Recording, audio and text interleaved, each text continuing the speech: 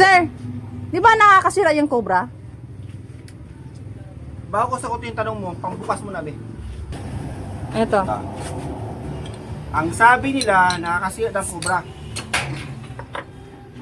Pamalaman mo, mama, ang cobra na ito, gamot sa UTI, gamot sa arthritis, gamot sa diabetes.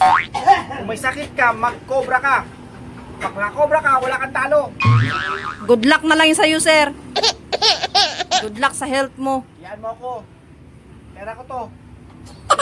Pampabata yan, sir. Alam mo kung bakit pampabata? Kasi bata ka pa, mamamatay ka na.